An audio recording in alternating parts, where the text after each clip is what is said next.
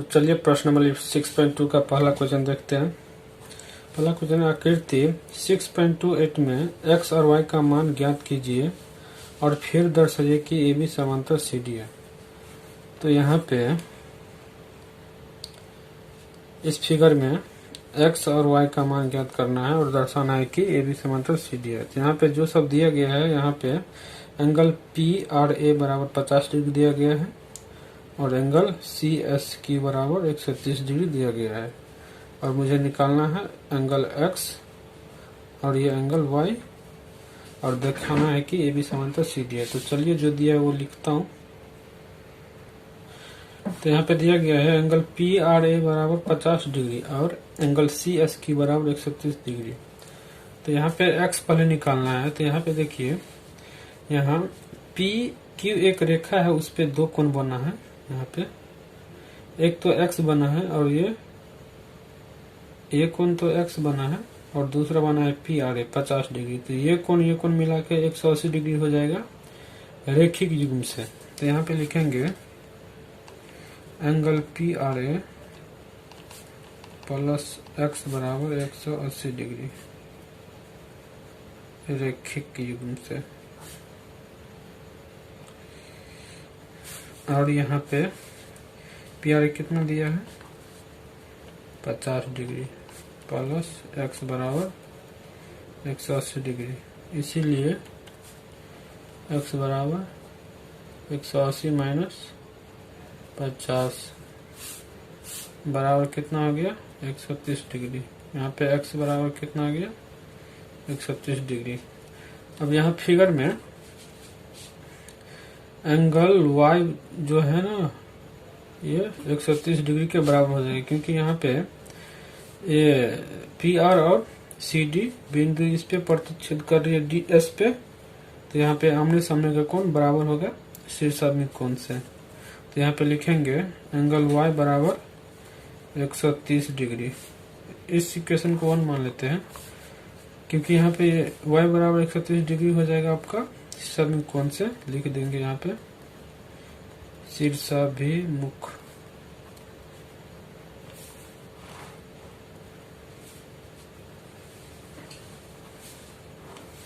कोण से। इसको 2 मान लेंगे। 1 और 2 से क्या हो गया 130 के बराबर ये है, 130 के बराबर ये है। 1 और 2 से X बराबर Y। यहाँ पे रेखा AB और CD के बीच ये जो है ना X और Y बराबर है और ये एकांतर कोण कहलाते हैं, एकांतर अंतर कोण कहलाते हैं। यहाँ पे लिखेंगे यहाँ X बराबर Y है, जो कि रेखा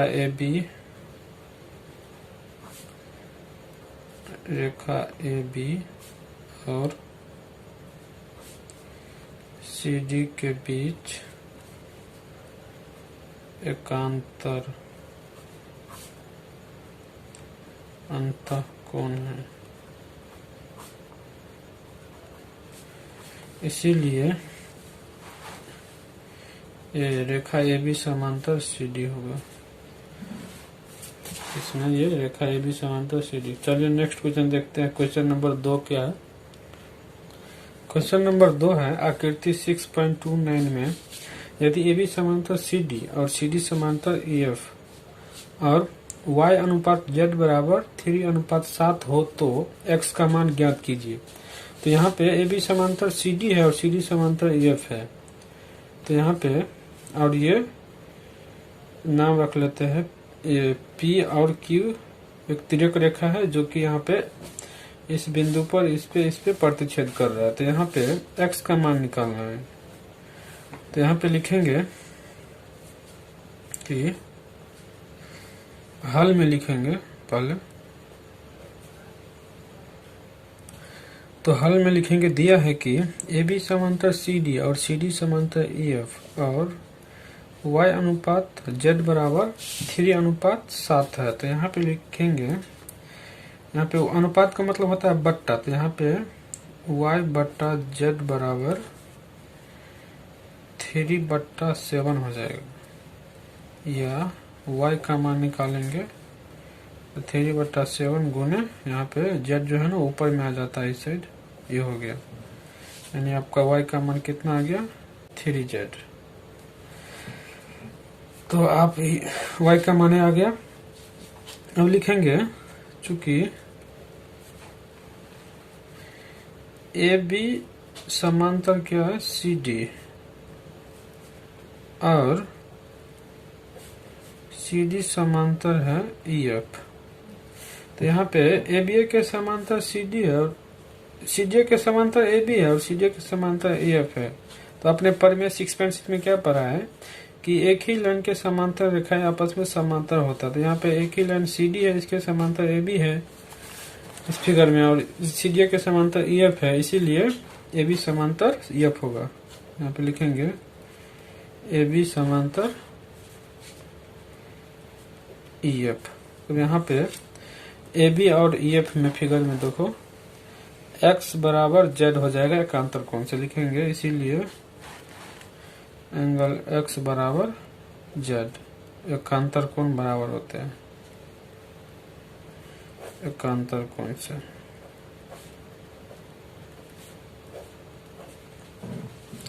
यहाँ पे अब यहाँ पे आपने x बराबर z निकाल लिया, तो अब लिखेंगे इधर फिगर में, देखिए यहाँ पे ए बी समांतर सी डी और एक पी की तिर्यक रेखा है। तो यहाँ पे तिर्यक रेखा के एक ही ओर के अंतः कोण का योग कितना होता है 180 डिग्री। तो यहाँ पे लिखेंगे एंगल x प्लस y बराबर 180 डिग्री।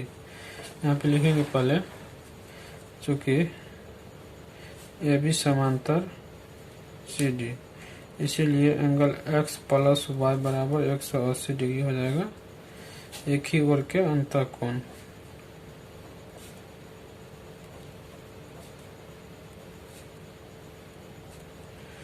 अंतः कोण का योग, यहाँ पे तिर्यक रेखा PQ है ना, इसके एक ही ओर के अंतः कोण x प्लस y का मान कितना हो जाएगा 180 डिग्री, प्रमेय में दिया गया है उतना। तो यहाँ पे लिखेंगे x बराबर यहाँ पे z है, तो यहाँ पे लिखेंगे x जगह पर z, और y बराबर यहाँ से कितना लिखेंगे 3/7 इंटू जेड, 3/7, यानी यहाँ पे 3z आ जाएगा, क्योंकि y बराबर ये दिया है ना 3z/7, यहाँ पे लिख लिए बराबर 180 डिग्री। अब यहाँ पे 7 LCM ले लेते हैं, तो ये यहाँ पे 7z हो जाएगा, प्लस यहाँ पे ये 3z है बराबर 180 डिग्री, या हो जाएगा 10z/7 बराबर 180 डिग्री। इसको यहाँ लिखते हैं 10z बराबर 180 गुने 7, ये बट्टा वाला ऊपर में आ जाएगा 7, यहाँ पे इस 10 से इस 0 से ये 0 कटेगा, यानी z बराबर हो गया 18 गुने 7 यानी 126 डिग्री। यहाँ पे z बराबर क्या दिया गया है, क्योंकि z बराबर x है, इसीलिए x बराबर 126 डिग्री आपका आंसर आ गया। x का मान निकालना था। चलिए क्वेश्चन नंबर 3 देखते हैं। तो क्वेश्चन नंबर 3 है, आकृति 6.30 में यदि AB समांतर CD, EF परपेंडिकुलर CD और एंगल GED बराबर 126 डिग्री है, तो एंगल AGE, एंगल GF और एंगल FGE ज्ञात कीजिए। यहाँ पे फिगर के अनुसार समझते हैं। यहाँ पे AB समांतर CD है, ओके, और EF परपेंडिकुलर है इस CD पे, ओके। मुझे ज्ञात करना है एंगल AGE, ये एंगल, और एंगल GED मुझे दिया हुआ है ये 126 डिग्री इसका मान दिया गया। और एंगल ज्ञात करना है दूसरा, ये एंगल GEF, और ये एंगल ज्ञात करना है, और एक एंगल ये ज्ञात करना है, यानी ये FGE, ये है ना FGE एंगल। आप ये क्या ज्ञात करना पड़ेगा, ये और ये 126 डिग्री दिया गया है। तो हल में यहाँ पे लिखेंगे, जो दिया गया है उसको पहले लिख लेते हैं, उसके बाद देखते हैं। तो हल में लिखेंगे, दिया है कि AB समांतर CD और EF परपेंडिकुलर टू CD। इसका मतलब क्या हुआ, रेखा EF जो है ना रेखा CD पर परपेंडिकुलर है, इसका मतलब होता है परपेंडिकुलर, यानी EF जो है ना CD पर परपेंडिकुलर है। यहाँ पे परपेंडिकुलर होगा तो यहाँ पे ये कोण 90 डिग्री होगा और इस साइड भी 90 डिग्री सेम कोण बनेगा, और इन दोनों का योग जो है ना 180 डिग्री हो जाता है, इसीलिए यहाँ पे 90 डिग्री होगा। और यहाँ पे GED एंगल, ये GED 126 डिग्री दिया वो लिख लिया।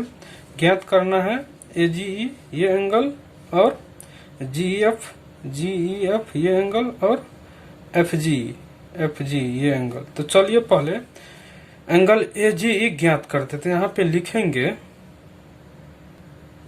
चूंकि AB समांतर CD है और G, यहाँ पे AB समांतर CD और GE एक तिर्यक रेखा है, GE एक तिर्यक रेखा है।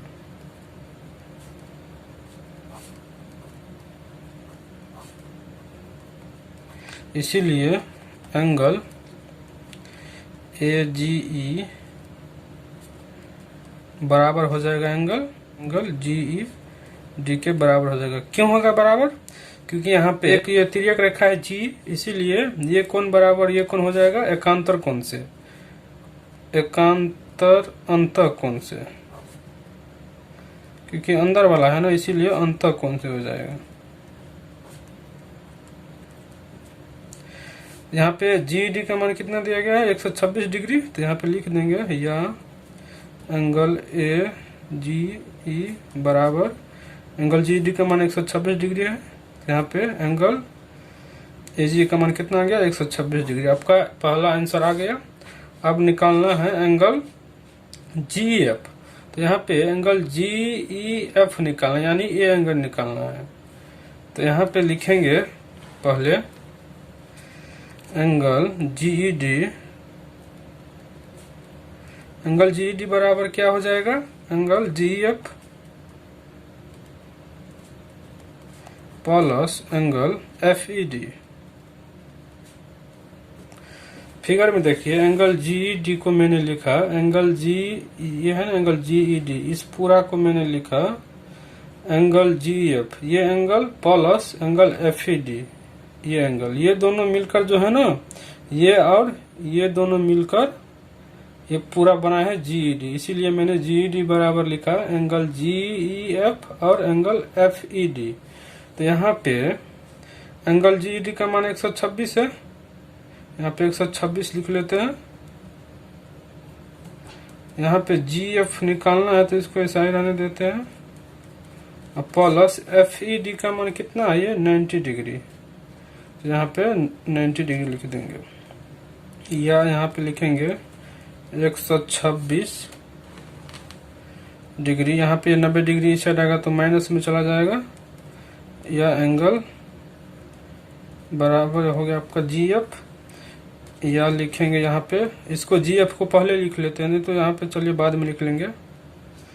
यहाँ पे कितना आ गया, 126 में से 90 जाएगा तो कितना बचेगा 36 डिग्री। एंगल GF बराबर हो गया 36 डिग्री, इसीलिए लिखेंगे यहाँ पे एंगल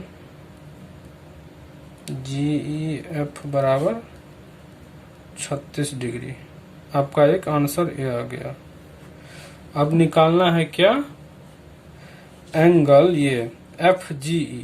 तो चलिए नेक्स्ट पेज में चलते हैं। एंगल FGE निकालना है, यानी ये एंगल निकालना है। तो इससे पहले आपने एंगल AGE निकाला है 126 डिग्री, इसको यहाँ पे लिख लेते हैं। तो यहाँ पे देखिए angle AGE plus angle FG बराबर हो जाएगा 180 डिग्री। क्यों होगा? क्योंकि यहाँ पे ये कोण मिलाकर 180 डिग्री होगा। यहाँ पे रेखिक युग्म बन रहा है, इसीलिए यहाँ पे एक रेखा AB पर EG एक रेखा है, इसीलिए ये कोण मिलकर 180 डिग्री होगा रेखिक युग्म से। यहाँ पे लिख लेते हैं रेखिक युग्म से। तो यहाँ पे AG का मान कितना 126 डिग्री, वो लिख लेते हैं प्लस एंगल FGE बराबर 180 डिग्री, या एंगल FGE बराबर हो जाएगा 180 माइनस 126 डिग्री, या यहाँ पर हो गया 26। 80 में से 26 गया तो कितना आ गया 54 डिग्री। ये 1 से 1 माइनस हो गया, आपका FGE का मान निकल गया। चलिए अब नेक्स्ट वीडियो में मिलते हैं, उसके बाद उसमें सॉल्व करेंगे क्वेश्चन नंबर 4, 5, 6। तब तक के लिए धन्यवाद फ्रेंड्स, थैंक यू।